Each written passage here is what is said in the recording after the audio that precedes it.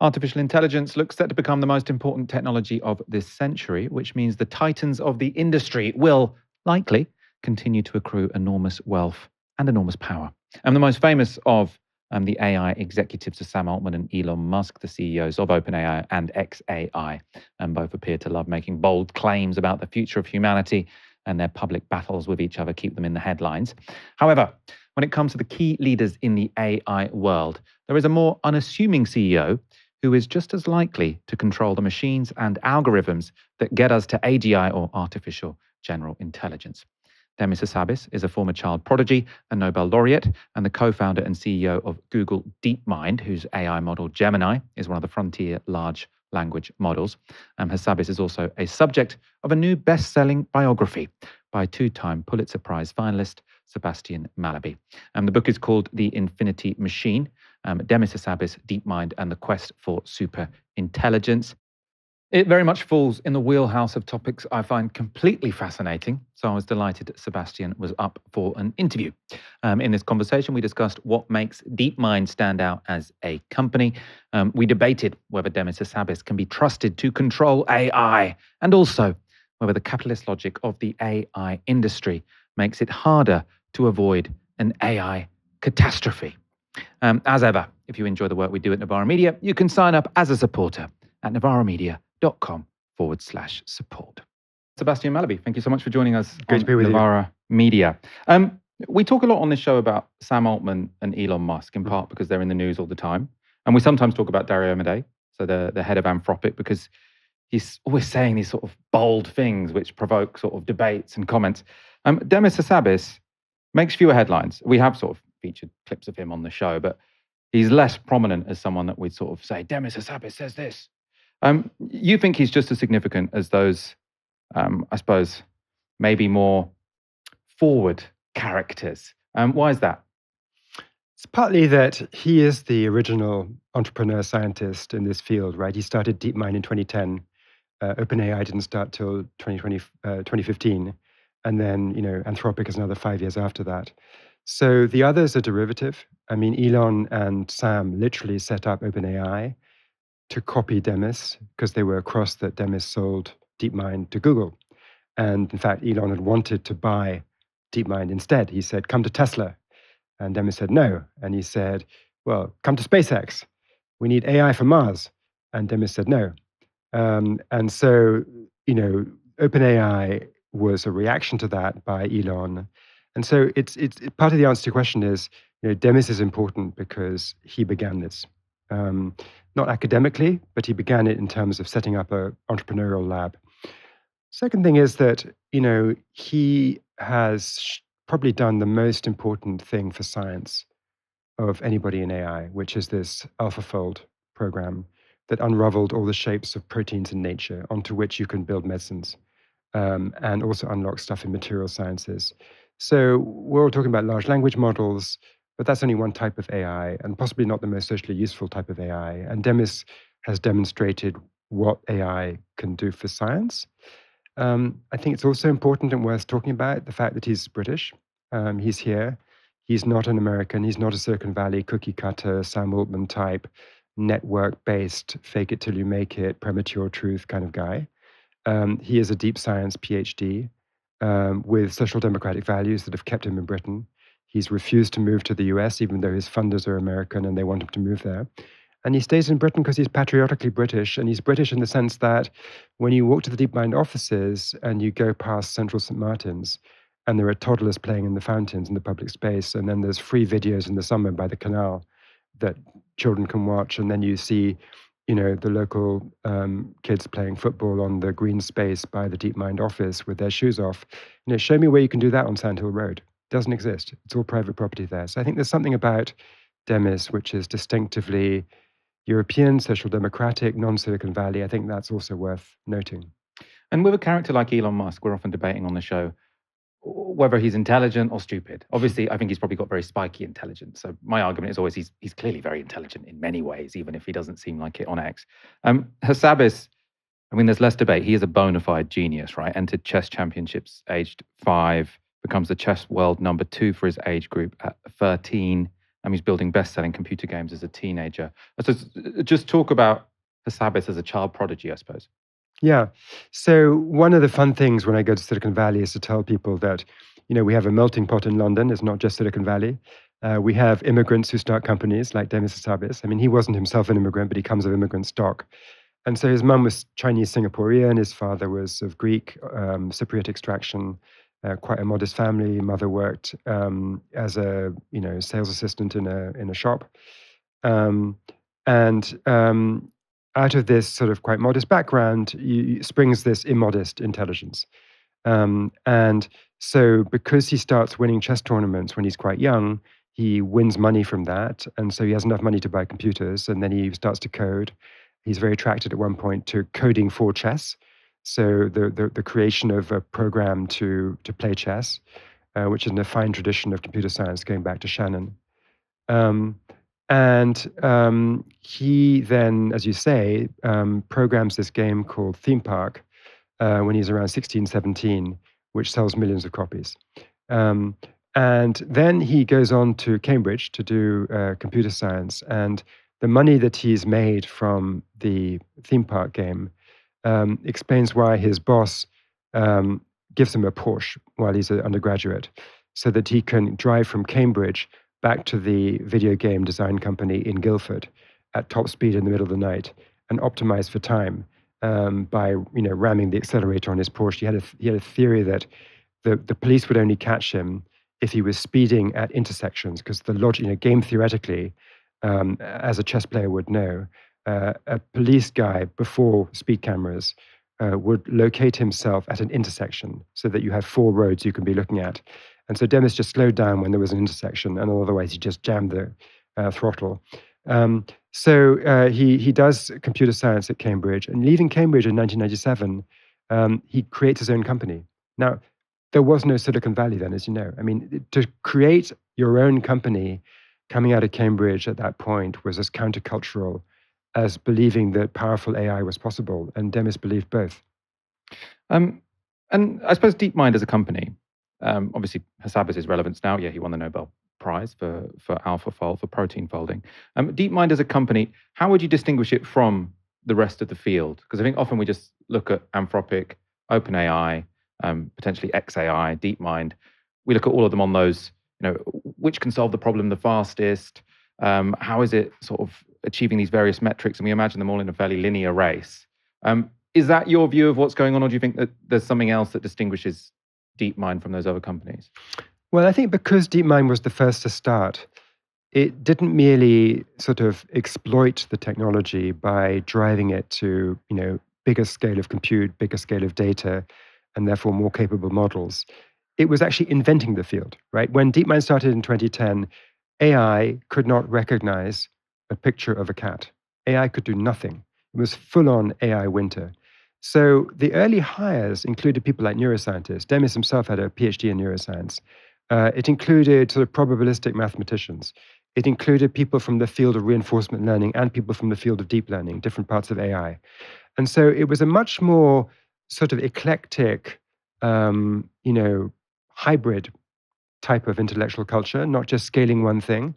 They didn't have a lot of compute back in the day, right? I mean, this was a startup with not much money.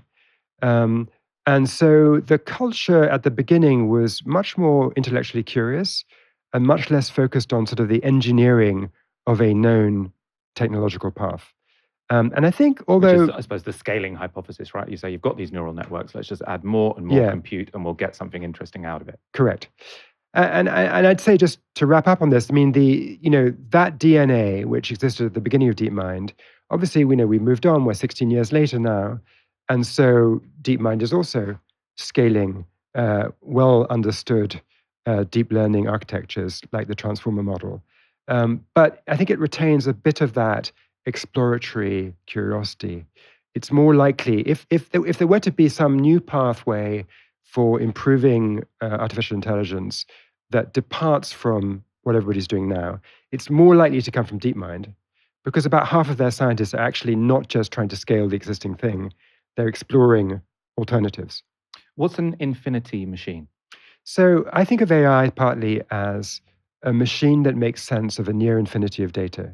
And so if you think about AlphaGo, which was the system that defeated the human Go champion, Lee Sedol, in 2016, the point about Go is that it's very complicated for AI to solve because the board is not like chess. It's not 8 by 8. It's 19 by 19. So the first stone that gets placed on the board has a choice of 361 positions.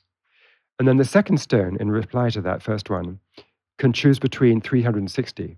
And you multiply out 361 by 360 by 359 by etc.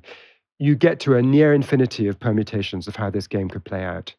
And it was believed, circa 2014 or so, that it was going to take at least another 10 years to crack Go for AI, just because that combinatorial complexity was off the charts. And yet, DeepMind invented a system that could make sense of an infinity of data, an infinity of permutations. And so it's an infinity machine. And then later on, when they did AlphaFold, which is the system to predict these protein shapes, there you had even greater combinatorial complexity. And so, of course, it can't be, none of these things get to infinity, of course, but it was even bigger. And that's why I use the title, The Infinity Machine, for my book. And there have been sort of a number of biographies and accounts of the AI race and AI CEOs that have come out in recent years. Many of those, sort of someone started researching the book and said, actually, I think everything they're talking about is basically bullshit. The sort of empire of AI by Karen Howe, she's sort of saying most of what Sam Altman's saying, it's misleading, it's verging on a bit of a scam. Supremacy by Palmi Olsen, slightly less polemic, but even then she's talking about Sam Altman and Demis Hassabis, both as being, I suppose, somewhat corrupted by the industry they're within. Your book is overwhelmingly positive. You seem incredibly impressed by Demis Hassabis. You seem to have a great deal of trust in Demis Hassabis. I suppose, is that an accurate, a fair impression that I have gained from your book? Maybe without the word overwhelming, I'd be happy to accept that. Look, I think that there is a sort of central tension, maybe a tragic tension, maybe an outrageous tension in the Demis life story, which is, he starts out knowing that AI is going to be dangerous. He meets his co-founder, Shane Legg, at a safety lecture, predicting that by 2030, supercomputers would be threatening humanity.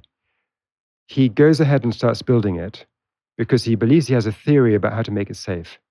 And over the course of the story that I tell in the book, time after time, his theories about how to make it safe are proved to be naive and impractical. And yet he's still building it. So how do we make sense of that? So if you want to take the critical view, the most important critical view is that one. It's like, why the heck are you still doing this? And I think the answer to that is partly that if Demis were to quit tomorrow and go be an academic professor of theoretical physics or whatever he would want to do, it wouldn't make the world safer because there are sort of 6 or 7 other labs, some of them in China, which will carry on building this stuff anyway.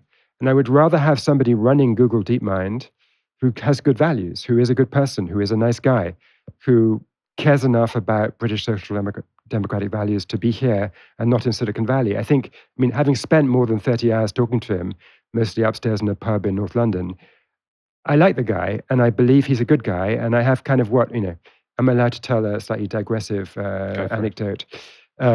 So one day I was walking in the park in London with a friend of mine from university.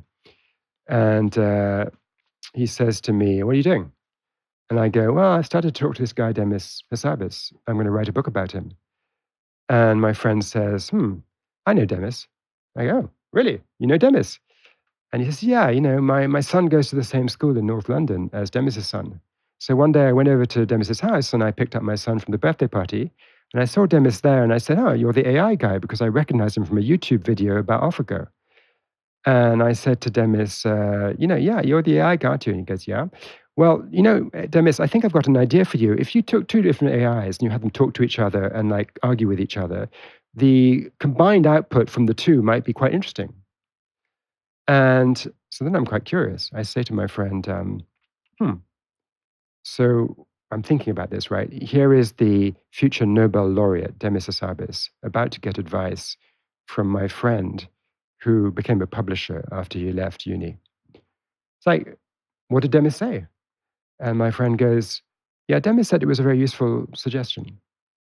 So I know that he treats people with respect and courtesy and is a decent guy. And like Elon Musk, we can't count how many kids he has. Demis Hassabis married his Cambridge girlfriend, and they got 2 kids, and they live in the same house they've been in for 12 years. I mean, it's a different kind of person. So I'm happy to think that Google DeepMind is being run by somebody like that. I don't think it makes the world better if he quits tomorrow. And he has a record of pushing discreetly behind the scenes for safety. It's not like Dario, you're right. Dario goes out and makes a big public statement. Demis's view is he has ideas about safety. If they were to come to fruition, people would think it was the idea of some government leader because he would have given it to them. And he doesn't want to take credit because he thinks that by taking credit, you're less likely to have a result. So, the Bletchley AI Summit in 2023 was his idea, suggested to Rishi Sunak. He never told me that. I only know that because I know Rishi's advisors. Demis fought this secret fight called Project Mario for 3 years against Sundar Pichai and the Google leadership about putting more safety oversight on his technology. And he lost that fight. But the fact that he fought it for 3 years and burnt up a lot of his energy doing it suggests that he did care quite a lot about safety. So I'm confident when I say this is a good person who cares about safety, who wants good outcomes for humanity. He did AI for biology and AlphaFold because he wants to do something other than just a chatbot. We should be happy that this person is running Google DeepMind, even if it's a dangerous technology that he hasn't been able to stop. See, this is where I think you might have gone slightly too easy on him. Right. And the reason I say that is because, for one, some context, I had Nate Suarez, who I'm sure you've heard of, wrote the book with Eliezer Yudkowsky, If Anyone Builds It, Everyone Dies, who sort of got this doom hypothesis, which is if anyone builds AGI, well, it's in the title, isn't it? We all die. As I said to Nate, I don't feel like I'm actually really smart enough to adjudicate between the claims and whether or not I actually believe that. But with people like Geoffrey Hinton out there saying he thinks there's a significant chance that if this technology develops, we'll all die, I take it very, very seriously. I think a problem is that we're waiting for a tipping point. We're waiting for something to happen where politicians say, okay, this must be serious. And I think someone very high up in the industry making a clear and obvious personal sacrifice could be that, right? If you've got, we were having this conversation with Nate with reference to Dario Amodei, because I was saying, if he gives up this company worth billions, clearly he'll have taken a big hit, right? So if he says, we need to slow down and I'm going to put my money where my mouth is by standing down from this company, to me, that could be huge. That could be the tipping point we need. And by continuing to engage in the race, if you take the existential threat seriously, I think it's not quite good enough to say that, well, it's better him than someone else. If it weren't him, it weren't Sam Altman. Because of the people who have agency, if we see ourselves hurtling towards catastrophe, Demis Hassabis is probably one of the top 10 people in terms of the agency to stop that happening. And I think looking at his behavior, whether or not he's a nice guy, I have no doubt he is. I definitely have no doubt he's an incredibly intelligent man. It doesn't really seem to me that he's doing everything in his power to stop this, because I think that would involve publicly risking your career, which he, hasn't done. Look, I get it. I think the counter to that would be that Jeff Hinton quit Google. Jeff Hinton, a lot of public pull as well, right? Nobel Prize winner after all. He quits Google and he says, AI is super dangerous, and I think there's a 50% chance that it will wipe us out. And, there's a bunch of media interviews, and that's great. And he's writing a book now, and he's a great guy. And I went to speak to him for my book. I love Jeff Hinton, but he didn't really do anything at all to change the path of what's happening. He has done more than anyone else, I think, to popularize the idea that this is really dangerous, right? Well, the end result is the technology has accelerated since he made those statements. It hasn't slowed down. But that's not his fault. All right. But if Geoffrey Hinton hadn't come out and said those things, also it was less dramatic because he wasn't actually, he had a decent paid job, but he wasn't sort of a CEO of one of these companies. If one of the CEOs of one of the major 4 companies resigns, that is a news story in the way that Geoffrey Hinton, well beyond retirement age, quits his post at Google. I guess the question is is there a danger of doing the politics of gesture? right? You do a resignation. It's a story for a month. The world moves on. I just doubt that even Dario Amodei or Demis Hassabis resigning from their jobs would change the path of a technology where China is also racing at the same time, and where the amount of money behind this is in the hundreds of billions. I just don't think an individual can do that. I think we have a collective action problem in the world where we need to get multiple labs in multiple countries to slow down all at once. And to solve collective action problems, you need government. And I think the best thing that Demis and people like this can do, and I think actually Demis is doing this behind the scenes, is to speak to politicians and say, look, you need to take this seriously. This is dangerous. You need to kind of have a serious AI safety institute that can veto the release of models that should be tested before release, just like a medicine is tested by the FDA in America. And if it's going to be harmful to society, you don't let it to be. It's not allowed to be released.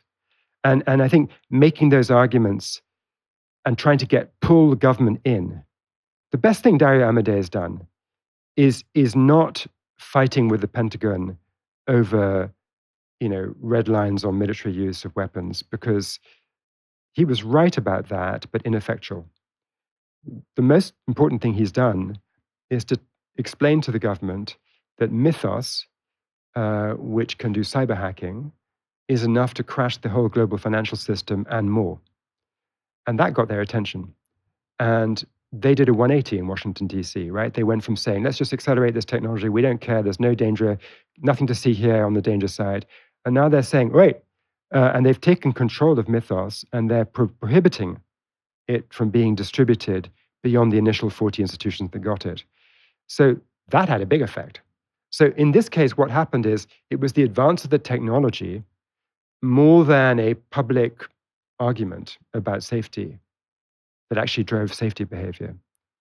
So just to step back, because I think we're having a good debate here, and I definitely respect both sides of this. I think the question is, if Demis could really stop the AI race by quitting tomorrow, he should quit tomorrow. I just don't believe that would be the outcome. You've said there that Dario Amodei, sort of the fight he had with the Pentagon, turned out not to be that significant. And so for context, we did cover it on the show, but he said he wanted some guardrails, which meant that the Pentagon couldn't use Claude for fully autonomous weapons. So weapons fully autonomous lethal weapons. That's right. Fully autonomous lethal weapons. So without a human in the loop, and surveillance on Americans. The Pentagon was saying, we want the rights to use this for quote unquote all legal purposes. Mm-hmm. Dario Amodei said that's not good enough. Mm-hmm. We're not going to work with you. Mm-hmm. Now that would have been powerful were it not the case that all the other AI companies came in and said, okay, we'll work with you, Pentagon, on your terms. Mm-hmm. And one of those AI companies was Google DeepMind. Mm-hmm. So, I don't want to have a debate with you as if you are Demis Hassabis. But to me, that doesn't necessarily speak to an organization which is playing sort of the responsible role in this race, which sort of Hassabis and the people around him admit is very dangerous, because he's actively, or Google is actively undermining any possible cooperation between the companies to try and limit the extent to which their technology can be used towards lethal ends. I think the first underminer was OpenAI. They came in quickest and offered to help the Pentagon if the Pentagon was going to cease to use Claude. I mean, they were there within sort of an hour or something. I mean, this is crazy, crazy fast. But you're right, the Google DeepMind also went in. And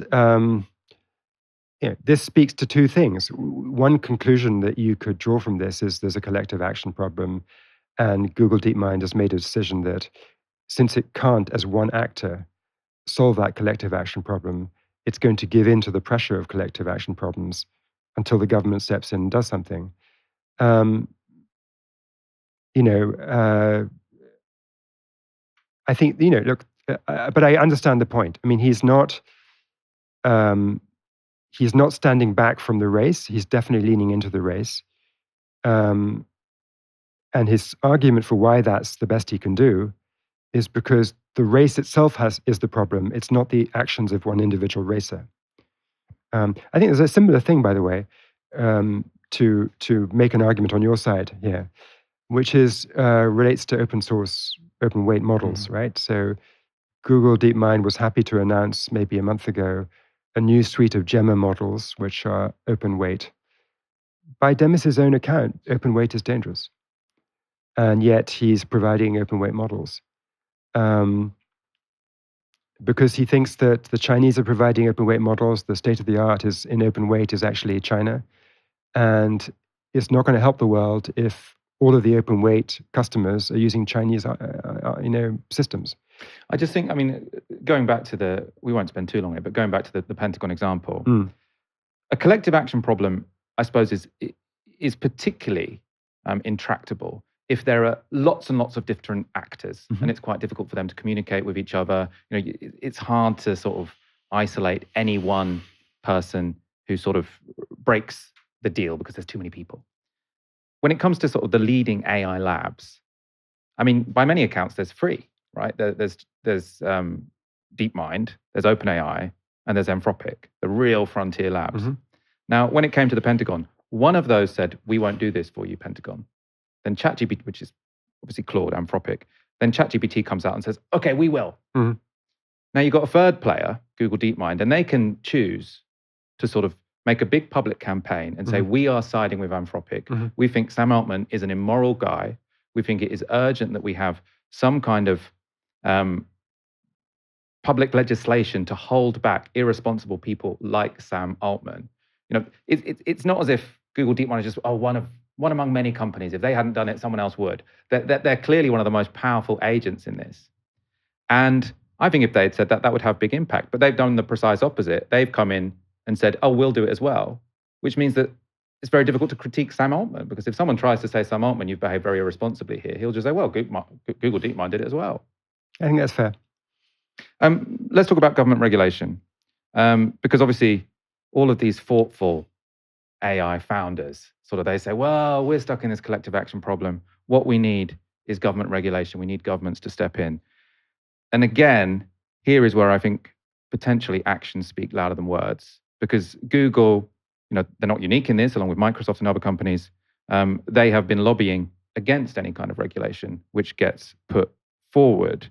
So California SB 1047. So that was a bill that would have held AI companies legally liable for harms and required a kill switch if systems went rogue, mandated third-party safety audits. That was a bill in California. Now, you might say that's just one state, but it is the state where they happen to all be based. Google lobbies against it. The EU AI Act, Google lobbies against it. You've then got Trump's big, beautiful bill. Now, sort of after tech lobbying, there was an attempt to insert a moratorium on any state-based legislation for AI safety. Now, the argument was it should be national, not state. But you know that Trump is in the White House and he's not going to do any regulation. So it's essentially lobbying to ban any regulation of AI. And Google, Demis Hassabis' company, who he's working for, are lobbying against all of this. So is it not a bit rich to sort of spin this thoughtful, persuasive, convincing, articulate story about how what you really want is for the government to come in and step in and introduce some regulation and legislation? And then any time legislation or regulation is proposed, lobby against it? Well, I don't think it's true to say that any time legislation or government action is proposed, they lobby against it.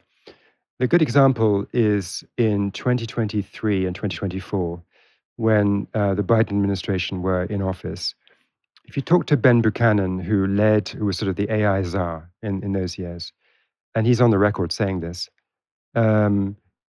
what was the attitude of the frontier AI labs when you set up the AI Safety Institute, when you mandated that they had to submit their models for pre-testing before they were released, when they did a bunch of things, and they were quite modest to begin with, but they were at least putting in place the building blocks for regulation, which over time would bite more.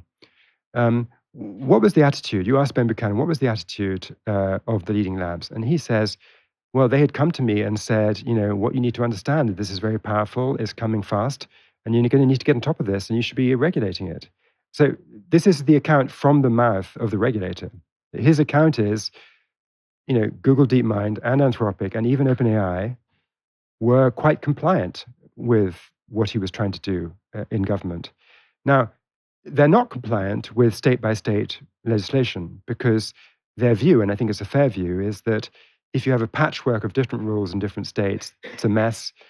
It doesn't solve anything because you can just move the AI to some other jurisdiction. I mean, it's sort of similar thing in Europe or even just Britain.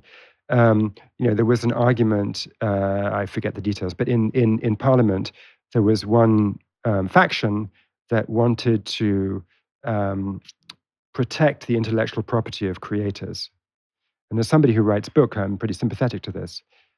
But the point is that if the models are being trained in America, I'm not clear what some British legislation does to improve my lot as a writer. I mean, maybe it's a good gesture, but it's not going to change how my stuff gets ripped off. Well, I suppose the point would be that the EU is a big market. And so if you say, as an AI company, you can only operate in the EU if you follow these rules, then that should have an effect. I mean, yeah, I was referring to Britain there, but a similar thing happened sort of in California with sort of vehicle regulations, didn't it, in terms of energy efficiency, or sort of to what extent they pump out pollution, where California sets regulations. And because it is the largest state in America, car companies across the country end up building to California's regulations, not because California can punish them, but because they want to sell to Californians. Yeah. And is it not the same when it comes to AI? I think there's difference between a physical product like a car and software, which is sort of out there in cyberspace, perhaps. But I'd like to just take a step up and say that what I like about what you're saying is that this is the very smart version of an argument, which I often hear in a less smart form. Thank you. Right? So when you say to me, look, Demis may be a good guy, but he's working for a company that does ruthless things to protect its market position, I think there's some truth to this. What I don't like so much is the argument sort of ad hominem that Demis, says he's a good guy, but really he's doing it for the money. Or apply that to Dario Amodei or Sam Altman or whatever. I mean, this I find sort of unpersuasive because I think these people are so rich anyway. This is really the marginal usefulness of extra money is quite limited. But I think your version is quite good. I don't think they're doing it for, I mean, Sam Altman might be to some degree. There's a great clip of Joe Rogan sort of, there's this clip of Sam Altman riding, I don't know anything about cars, but sort of driving the most expensive car imaginable, and Joe Rogan sort of saying, this does not look like a guy who doesn't care about money. Demis Hassabis, it seems to be more about sort of scientific inquiry and probably a bit of ego. Sure. The ego probably more important than the money. I remember in the book, sort of, you were saying, he wouldn't swap the Nobel Prize for any amount of money on the world. And to me, that's a bit obvious. Right? The Nobel Prize is obviously, if what you care about is your status in the world, then no money can buy a Nobel Peace Prize. That doesn't make you someone committed to science, although I have no doubt he is. No, definitely he has ego. I totally agree. Let's talk about this sort of the idea of scientific inquiry providing a motive in and of itself, because you start your book with a quote which appears in lots of sort of essays and books at the moment about AI because it's so powerful, I think. So it's attributed to John von Neumann, so legendary mathematician, physicist, and played a role in developing nuclear weapons. But I think apparently he was also talking to some degree about machine learning here. So the quote is this: "What we are creating now is a monster whose influence is going to change history, provided there is any history left. Yet it would be impossible not to see it through, not only for the military reasons, but it would also be unethical from the point of view of the scientists not to do what they know is feasible, no matter what terrible consequences it may have. And this is only the beginning." Now, I find that quote terrifying. I also think it's very undemocratic. I think if you asked most people in the public, is it more important to find out a scientific truth or to make sure you all don't die? They will probably say it's more important that we all don't die. Do you think Demis Hassabis agrees with this? Do you think he has sympathy with this position, which is attributed to John von Neumann? I think he'd have difficulty confessing the truth, but yes, I think he embodies that view. In other words, I have that quote at the front of the book. I also have this other quote about the sweetness, and this is an Oppenheimer quotation, so another Manhattan Project derived quote about, as a technologist, when you see something that is sweet, you just do it, and then you figure out the consequences afterwards. And the reason that line is so resonant today is that Geoffrey Hinton, in turn, used it um, when he was explaining to the philosopher Nicholas Bostrom from Oxford why he was pursuing AI, even though he's a doomer. So, obvious question to ask. And Jeff Hinton didn't know he was being overheard by a journalist, but he was. And he said, well, I could give you bullshit answers, but the truth is the technology is sweet, so I'm going to go and do it.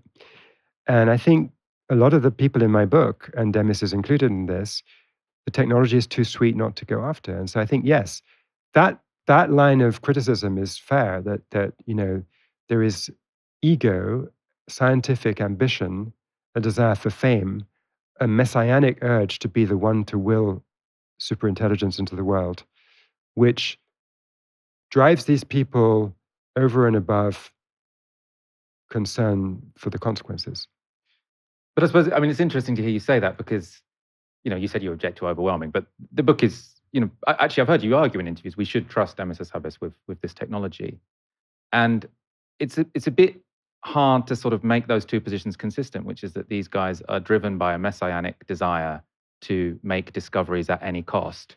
And this is a decent guy we should trust with this technology. Now, I don't want to say it makes him indecent. I think he does, compared to the other technologists in this field. Then we're converging a bit. He seems like, the more relatable, less sort of irresponsible, I suppose, sort of on the face of it. But I still think that if the risk is as many very intelligent people say it is, and if Demis Hassabis, despite all his sort of niceties, is ultimately driven by a messianic sort of urge to discover at any costs, then I think the guys with the pitchforks, in a way, are being more reasonable than the guys saying that Demis Hassabis, lovely guy. Yeah, look, this is super interesting. So I would say that when you said, I think you said something along the lines of on a relative basis, maybe he's more trustworthy than some of these other leaders, but he's still not trustworthy. Is that a fair? Well, he shouldn't be trusted with the technology. Maybe no one should be trusted with the technology. It's like Lord of the Rings. All right. If this is the ring. Yeah. Like maybe Demis Hassabis is, and I don't necessarily believe this, but maybe Demis Hassabis, if you were to pick any individual in the history of the world, he would be the guy to give this technology to. Maybe we still should get the pitchforks out and make sure that no one gets it. Yeah, right. Okay, well, I'm glad you said that. So I think, first of all, we converge somewhat in thinking that, he is more trustworthy than some others. And maybe that's what if I had said it more precisely in these other interviews, I would have said, on a relative basis, we should trust him more. But I think then there's a sort of further question. So I think that's the easy bit, and we would probably agree on that. Yeah. I think that the harder thing is to make this point, or to kind of think through this point about, okay, if you are relatively trustworthy but still not trustworthy, and you're pursuing something for ego that is potentially going to have horrible consequences, the pitchfork wielders who stop you are more reasonable than you, right? And the problem with that position to me is that we would all still be living in caves. Technology is kind of embedded in the human story. I think, therefore I am. I invent, therefore I am. As humans, we are Homo technologicus. On one level, I agree. I think the Industrial Revolution is the best thing that ever happened to humanity. I think sort of scientific progress has been extraordinary for life expectancy, for our quality of life. I'm almost sort of a bit, our audience, the audience will hate me for this, but almost a bit sort of Steven Pinker about all this stuff, right? If you look at the graphs, technological progress has been good. But then there are books and arguments. Have you read Toby Ord's The Precipice, which I think is a very intelligent book? So he's another Oxford philosopher. Yeah.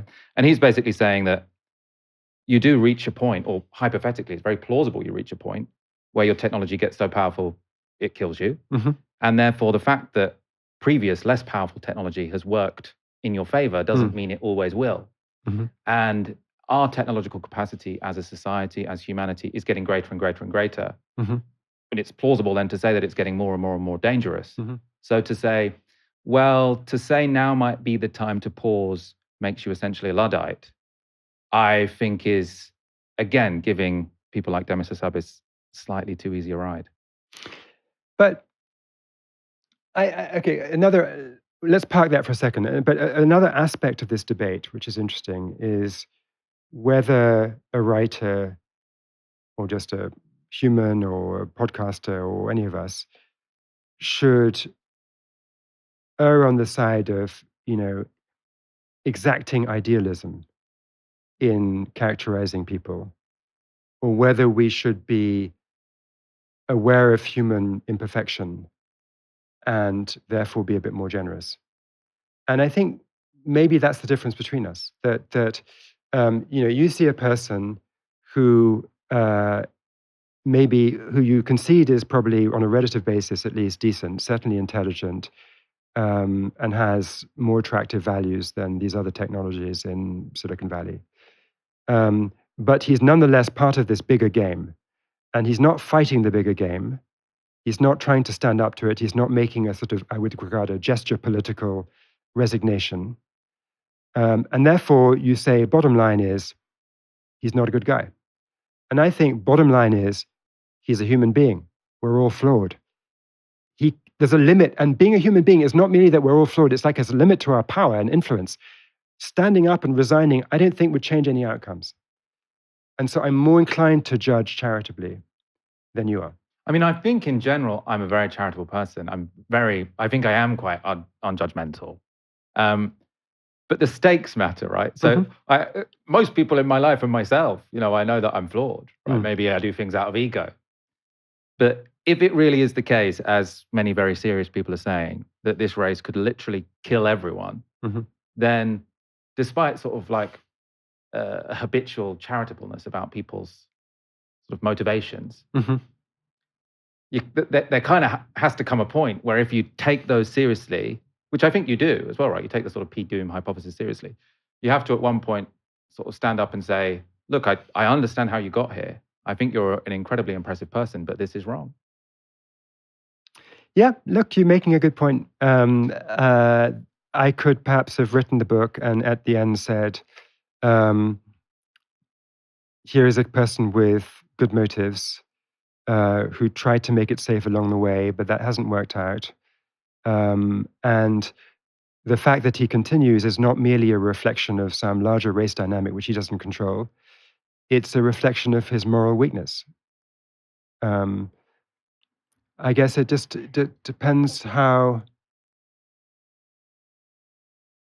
Yeah, I mean, again, I think it does get down to this choice about negativity versus positivity.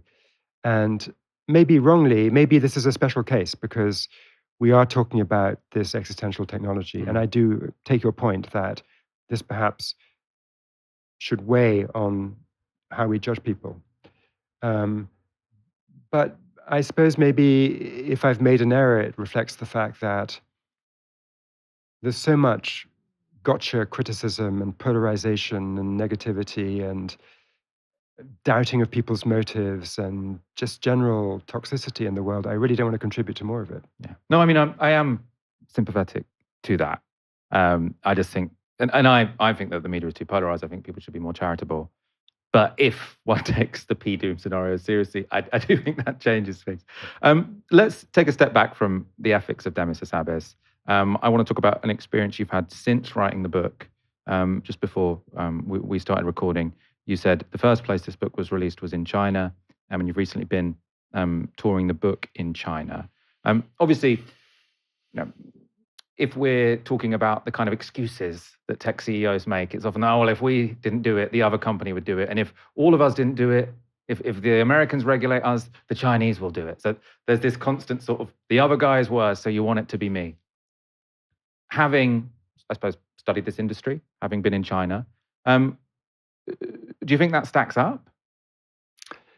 I think in the current setup, where everybody's racing to build fast AI, it's true the Chinese are also racing and they would love to get it first. And I'm sure that if they get it first, they will use it to bolster their national power at the expense of the West.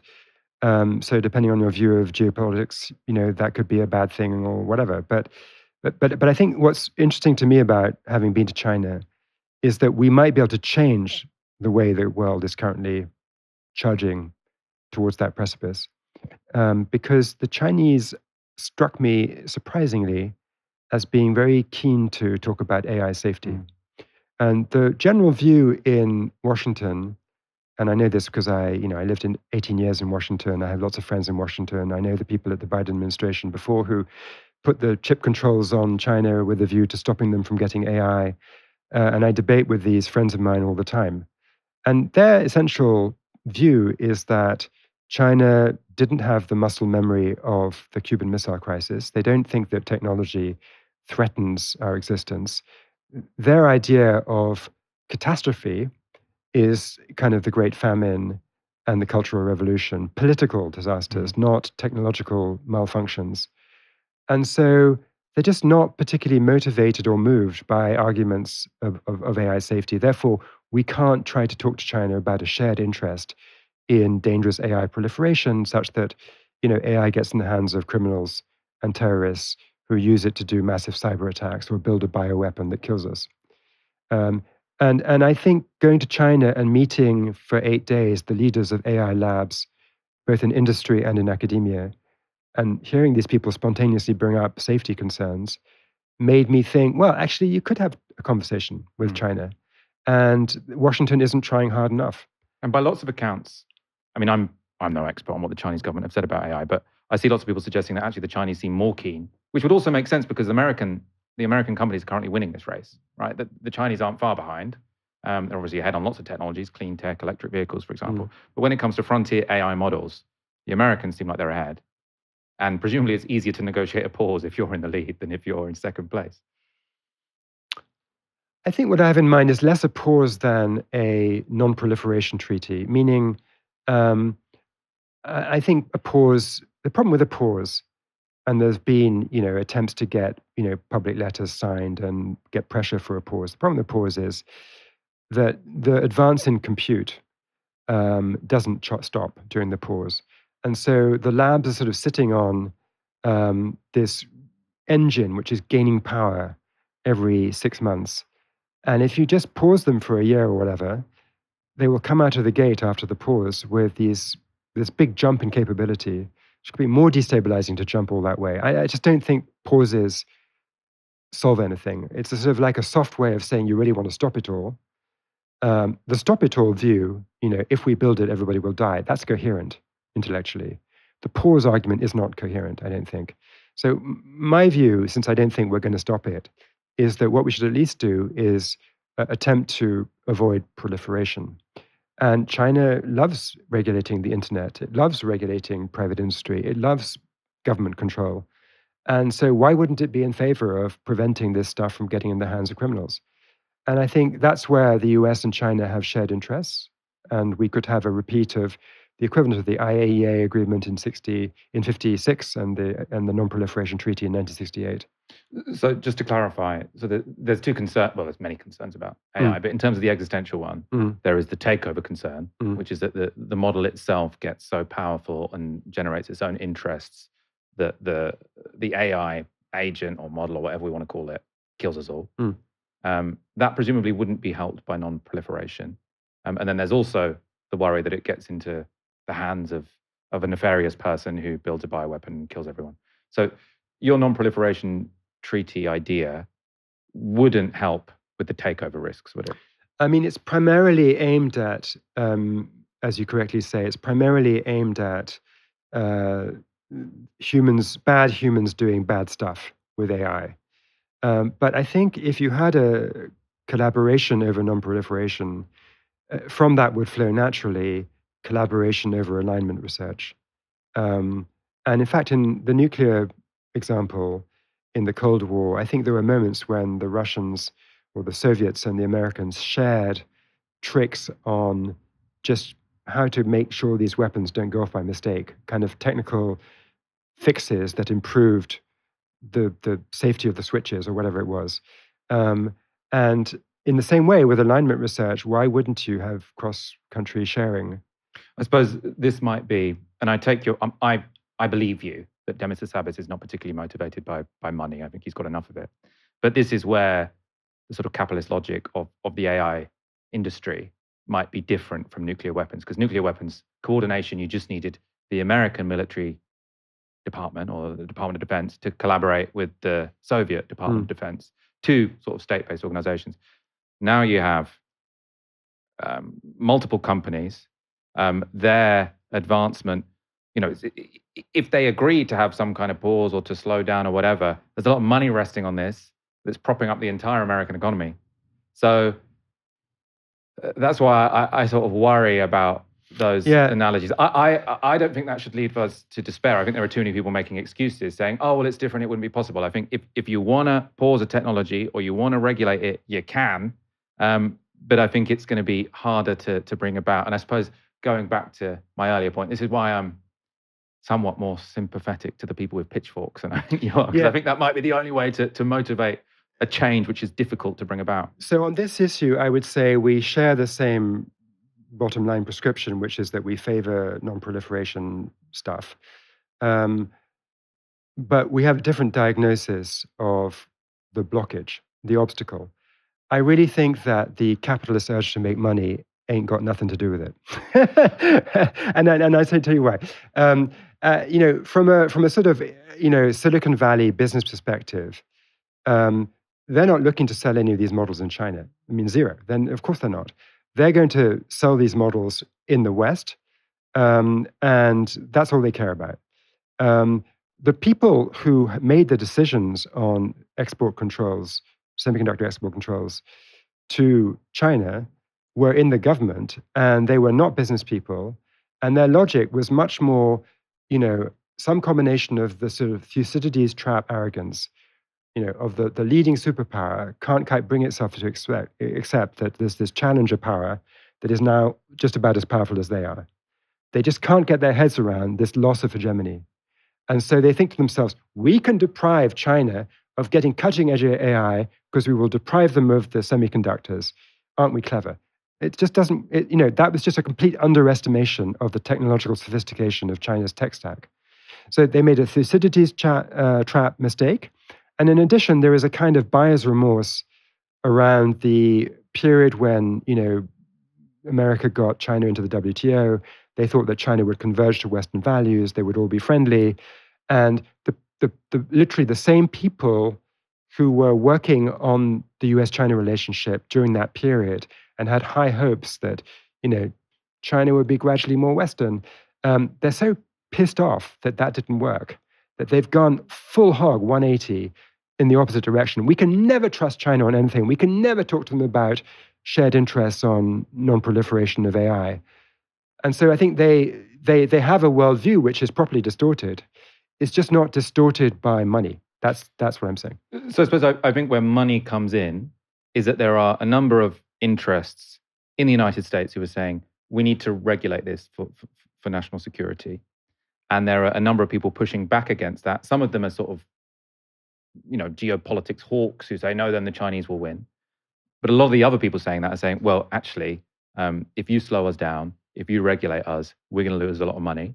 And by the way, it's not just going to be us that lose the money. It's going to be all the financial companies that have lent us money. American growth is being driven by the rush to build data centers. Yeah. Even if you sort of make a decision that geopolitically we could slow down and make some agreement with China, if you do that, the economy's crashing, right? Yeah. So it feels to me as if the government has less agency now than it would have done during the Cold War, because they're almost being held hostage by the stock markets, by the credit markets. If you slow this juggernaut down, your whole economy is going to collapse. I don't really agree with that analysis. I mean, partly it's because, I spent 2/3 of my time in America. My last book was about Silicon Valley. And, in my observation of hanging out with these people, I would say that there are people in Silicon Valley like Mark Andreessen, as a venture capitalist, whose business is to invest in specifically open weight AI challenger companies, new startups. And these companies are very anti-regulation, because one of the obvious things you would regulate is open weight, because open weight is easier to proliferate, it's much more dangerous. So there are very loud voices like Mark Andreessen, like the people on the terrible All In podcast. That includes David Sachs, who was the AI czar in the White House, although he's now left. So there is a very visible MAGA, deregulatory, kind of state capture focused branch of the tech industry. You're right, but it's a minority part of it. The big players, the three frontier labs you just talked about, Anthropic, OpenAI, and Google DeepMind, are in a different place. They want to do proprietary models. They're not into open source. Demis hates Mark Andreessen. It's just a different faction. And so if you kind of distinguish between the different players in this ecosystem, I think it becomes apparent that, there's a minority that fits your description, but the majority of that ecosystem doesn't. But I suppose, again, they don't have to be assholes for what I'm arguing to be the case. Mark I get Andreessen it. is clearly an asshole, right? But they have raised a lot of, and again, this comes back to sort of the way you described Demis Hassabis, which is most of the compromises he makes is because he really wants enough money to do his research, right? So he's willing to, depending on your politics, sign a deal with the devil with Google, because ultimately that's the way that he can get this constant funding stream, which means he can keep doing the research he loves without having to go talk to venture capitalists all the time. And it seems to me that they've made another deal with the devil, or a sort of grand bargain, which is they want infinite money to keep scaling. To get infinite money, you have to persuade investors that you're going to have a really big future revenue stream. To get that future revenue stream, you have to keep constantly growing, advancing your technology. So there is a sense in which the money worsens the race dynamic without anyone being sort of driven by pure greed. I don't quite follow the risks that we're talking about a minute ago are to do with proliferation through open weight models. No, but I'm also, I suppose I'm like Nate Suarez, their argument is that the risk is not just proliferation, it's the technology getting more powerful before we have the capacity to control it, right? So then their argument, which I think is their argument, we should just stop it all, but lots of arguments by people who aren't quite where Nate Suarez and Eliezer Yudkowsky are at, is that we should slow this down. And I think the financial model makes it harder to slow down, because to get the capital to keep doing your research, which the likes of Hassabis want to do, you have to promise to your investors that you are going to stay on the front line.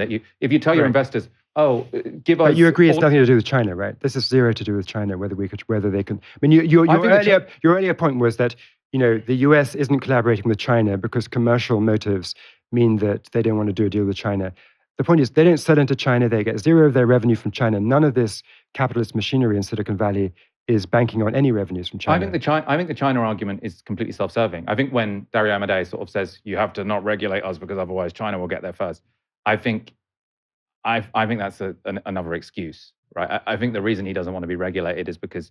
But he does. I mean, he doesn't want state by state regulation, but he was perfectly happy with centralized regulation. Dario Amodei is better than Google DeepMind and OpenAI when it comes to regulation. But all of these people, according to the person who was the regulator, were very happy to be regulated. Well, they say they're very happy to be regulated, and then any regulation which comes forward, is sort of. No, that's not true. That's just not true. AC, the AI Security Institute in America, was something that they welcomed. The person who went to be the chief scientist at AC came out of one of these labs.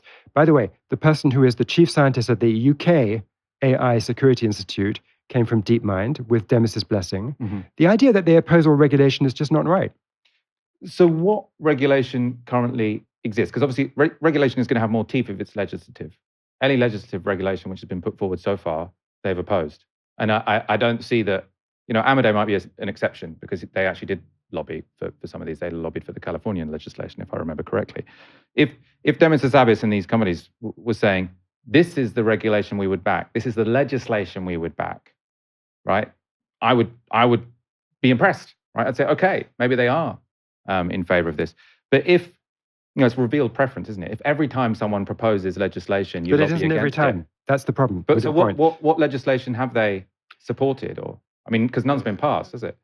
Well, in the American system, you can get a lot of stuff done through executive orders, and that's what happened in the Biden time. They couldn't get stuff through Congress because Congress was gridlocked and divided. So they created the AI Security Institute through executive orders. There was multiple executive orders around the control of AI, the use of AI in military applications, and so forth. So they were doing stuff, and the labs supported that. How do you feel about AI personally? going into the next sort of 20, 30, 40 years? Are you worried about where it's going to go? Are you excited about what it might discover, what it might achieve? I think any reasonable person should be both. I mean, I think that, of course, there are risks, as we've been discussing, and of course, there's upsides, as AlphaFold and protein folding demonstrate. So there's both. Um, I find it's difficult to go further with the answer because I can't understand how anyone would have a different view. Of course, there are upsides. Of course, there are downsides. The right thing is to try to mitigate the downsides and control them.